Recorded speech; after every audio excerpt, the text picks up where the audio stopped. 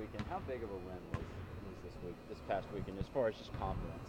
No, I think it was big. Obviously we had lost three in a row, and two of them really games you could have won.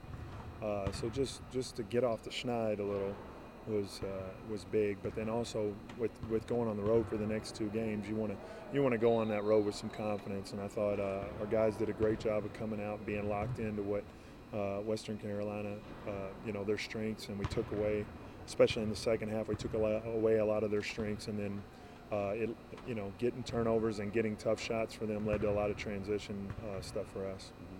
I see y'all been working here, transition stuff. How important is that for this team's success?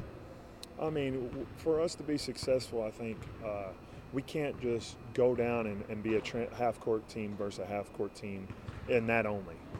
I think part of what we do is get after people in the full court to turn them over, sometimes to speed them up and get them to take a quicker shot than maybe they're used to. And sometimes it's really just to wear them down so that when you get in that last 5-10 minutes of a game, the shot that maybe they could hit early in the game, they're not hitting because their legs are worn down. So a lot of the things that we do involved with our transition and our press and stuff like that, it's a big key to who we are. 2-game road swing. First off, just those back-to-back, how difficult is it having one game, jump on a bus, drive 4 hours, and have another game the next game? How big is that? How difficult is it to manage that turnaround? I think it's something you get used to as the year goes along. I mean, we've had a lot tougher turnarounds this year. We had 4 games in 5 days this year. So, it's one of those things. I think the guys actually look forward to games being right on top of each other because it's less practice time, So I just think it's part of the way the league is, and you get used to it of having that Thursday, Saturday kind of setup. And just what are the challenges that VMI poses? Well, I think they've got, as far as two guys, tandem guys, Ellaby and QJ Peterson, they got 2 guys that can score it as well as anybody in the league. You got to be really, really focused on them, and you can't relax because those are 2 guys that are capable of going 30 on any given night.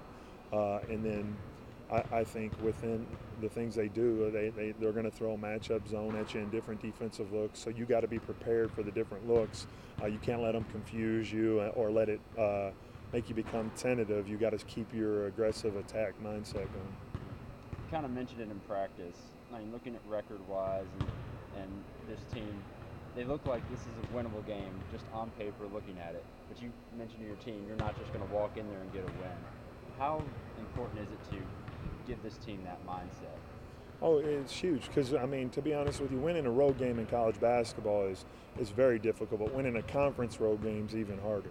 And, we're going to come there and the cadets are going to all be out there and the gym's going to be rocking and they've been in a situation where they've had a lot of road games, so they're going to be really excited about being back, in their home gym as well. And they're probably looking at us as, hey, they're 2-4 in conference, we can beat them. So they're going to come into it playing with confidence and because they're at home.